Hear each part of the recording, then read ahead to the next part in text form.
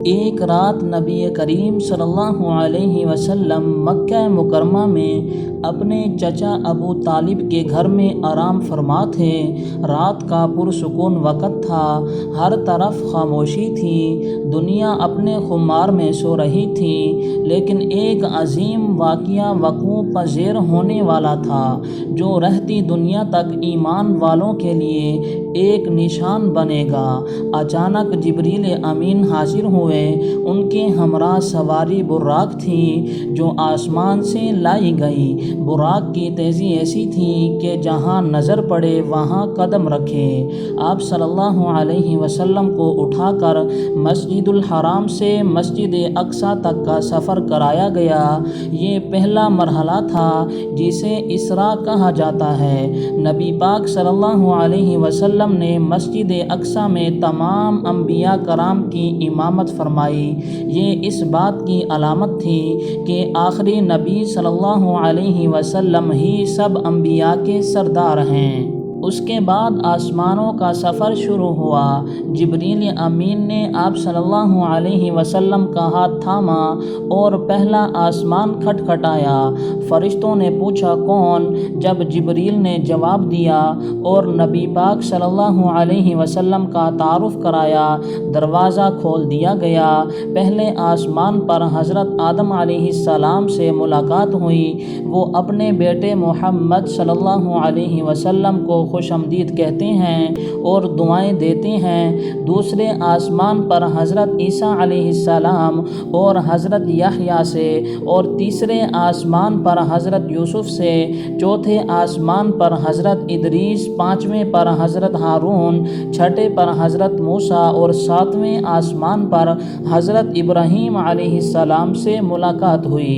ہر نبی نے آپ صلی اللہ علیہ وسلم کو خوش آمدید کہا اور ان کی نبوت کی گواہی دی۔ اس سفر میں آپ صلی اللہ علیہ وسلم کو جنت اور دوزخ کے مناظر دکھائے گئے۔ کچھ فرشتے دیکھے گئے جو ہمہ وقت اللہ کی عبادت میں مشغول تھے۔ کچھ ایسے بھی تھے جو انسانوں کے اعمال کے حساب و کتاب پر مامور تھے۔ پھر نبی کریم صلی اللہ علیہ وسلم ایک ایسے مقام پر پہنچے جہاں جبریل امین بھی آگے نہ جا سکے۔ یہ مقام سدرۃ المنتہا کہلاتا ہے۔ وہاں آپ صلی اللہ علیہ وسلم نے اللہ تعالیٰ سے بلا حجاب کلام فرمایا۔ اللہ تعالیٰ نے آپ صلی اللہ علیہ وسلم کو بہت سے انعامات عطا فرمائے، جن میں سب سے بڑا انعام نماز تھا جو ابتدا میں 50 وقت کی تھی، لیکن حضرت موسیٰ علیہ السلام کے مشورے پر آپ صلی اللہ علیہ وسلم بار بار اللہ تعالیٰ کے حضور واپس گئے، یہاں تک کہ یہ تعداد 5 وقت رہ گئی، لیکن اجر 50 نمازوں کا رکھا گیا۔ یہ اللہ تعالیٰ کا امت محمدیہ پر خاص کرم ہے۔ نبی کریم صلی اللہ علیہ وسلم جب آسمانوں کے سفر میں ہر آسمان پر ایک نبی سے ملتے جا رہے تھے تو ہر ملاقات آپ صلی اللہ علیہ وسلم کی شان اور عظمت کا اعلان تھی۔ ہر نبی نے خوشی سے آپ صلی اللہ علیہ وسلم کا استقبال کیا۔ حضرت آدم علیہ السلام نے آپ صلی اللہ علیہ وسلم کی پیشانی پر نور دیکھا۔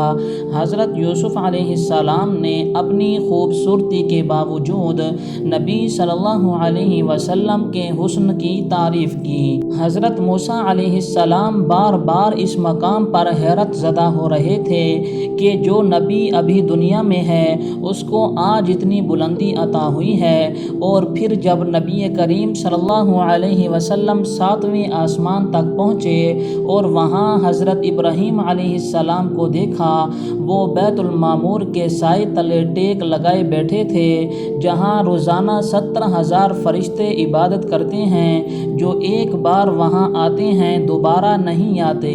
یہ نظارہ نبی کریم صلی اللہ علیہ وسلم کے دل میں خشیت اور عظمت رب کی گہرائی کو اور بڑھاتا گیا۔ پھر نبی پاک صلی اللہ علیہ وسلم اس مقام پر پہنچے جہاں وہاں کوئی مخلوق نہ پہنچی۔ یہاں جبریل امین رک گئے۔ عرض کیا یا رسول اللہ صلی اللہ علیہ وسلم، یہاں سے آگے میرا سفر ختم، اگر میں آگے بڑھا تو جل جاؤں گا، اب صرف آپ کو جانا ہے۔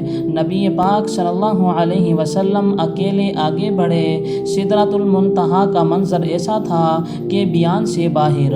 وہاں نبی کریم صلی اللہ علیہ وسلم نے اللہ تعالیٰ سے وہ ملاقات کی جو صرف محبوب اور رب کے درمیان ہو سکتی ہے۔ کوئی الفاظ نہیں، کوئی ترجمانی نہیں، صرف قربت اللہ نے اپنے حبیب صلی اللہ علیہ وسلم کو اپنے نور کے پردوں کے پیچھے سے وہ عطا کیا جو کسی کو نہیں دیا۔ یہی نماز فرض کی گئی، یہی امت کے لیے رحمتوں کے وعدے کیے گئے، اور یہاں وہ روحانی راز دیے گئے جو صرف نبی کو ہی دیے جاتے ہیں۔ اللہ تعالیٰ نے آپ صلی اللہ علیہ وسلم سے محبت بھرے انداز میں فرمایا، اور آپ صلی اللہ علیہ وسلم کو امت کے لیے شفاعت کا مقام بھی عطا فرمایا۔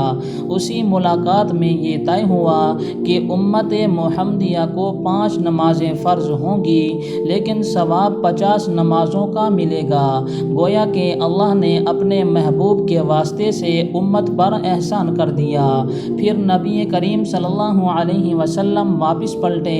راستے میں حضرت موسیٰ علیہ السلام سے دوبارہ ملاقات ہوئی، جنہوں نے نمازوں کی تعداد سن کر فرمایا کہ آپ کی امت کمزور ہے، واپس جا کر اللہ سے کمی کی درخواست کریں۔ نبی کریم صلی اللہ علیہ وسلم واپس گئے اور نمازیں کم ہوتی رہیں، یہاں تک کہ 5 رہ گئیں، لیکن اللہ تعالیٰ نے فرمایا کہ یہ 5 ہی رہیں گی، مگر اجر 50 کا ملے گا، کیونکہ میرا وعدہ بدلا نہیں جاتا۔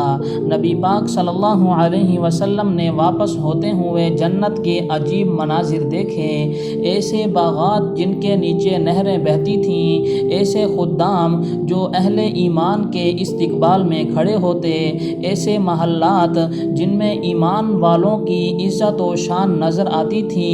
نبی پاک صلی اللہ علیہ وسلم نے وہاں جنت کی نعمتوں کو دیکھا جن کا وعدہ اہل ایمان سے کیا گیا ہے۔ پھر جہنم کے مناظر دکھائے گئے، ایسے ظالم لوگ جو دنیا میں جھوٹ بولتے، دھوکہ دیتے، سود کھاتے، زنا کرتے، وہ سب جہنم میں عذاب میں تھے۔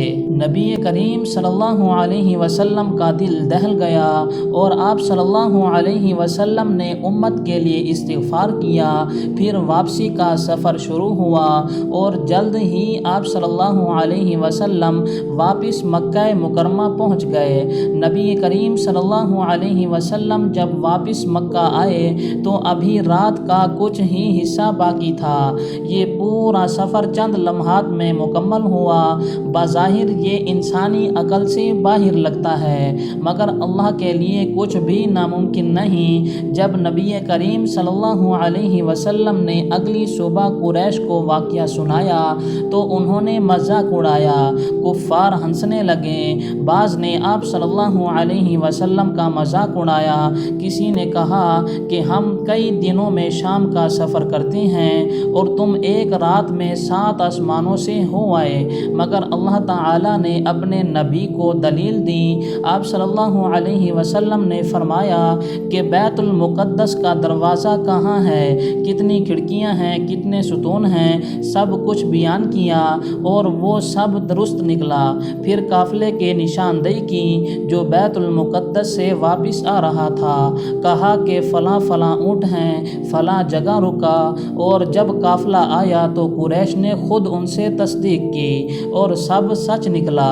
پھر حضرت ابوبکر رضی اللہ تعالی عنہ سے کسی نے جا کر کہا، تمہارا ساتھی کہتا ہے کہ وہ آسمانوں پر گیا ہے۔ انہوں نے فوراً کہا، اگر محمد صلی اللہ علیہ وسلم نے کہا ہے تو وہ سچ ہے۔ تب سے آپ کو صدیق کا لقب ملا، اور وہ ایمان کی بلندی پر فائز ہو گئے۔ یہ واقعہ معراج دراصل ایمان والوں کے لیے ایک عظیم آزمائش تھا۔ کئی کمزور دل والے ایمان سے پھر گئے، لیکن جو ایمان والے تھے ان کے لیے یہ واقعہ روحانی طاقت بن گیا۔ اس واقعے نے بتا دیا کہ نبی کریم صلی اللہ علیہ وسلم کوئی عام انسان نہیں بلکہ اللہ کے محبوب ہیں، اور ان کو وہ عزت دی گئی ہے جو کسی بشر کو نہ ملی، اور جو نماز ہمیں فرض ملی وہ دراصل معراج کی نشانی ہے۔ اسی لیے علماء فرماتے ہیں کہ نماز مومن کی معراج ہے۔ اس رات کے بعد نبی پاک صلی اللہ علیہ وسلم کا مقام لوگوں پر مزید ظاہر ہوا، اور اللہ نے اپنے نبی کو وہ قربت عطا کی جو قیامت تک کسی کو نہ ملے گی۔ اور ہمیں یہ سبق ملا کہ اگر دل میں ایمان ہو تو اللہ آسمانوں تک بھی لے جاتا ہے، اور اگر نیت میں کھوٹ ہو تو زمین پر بھی راہ نہیں ملتی۔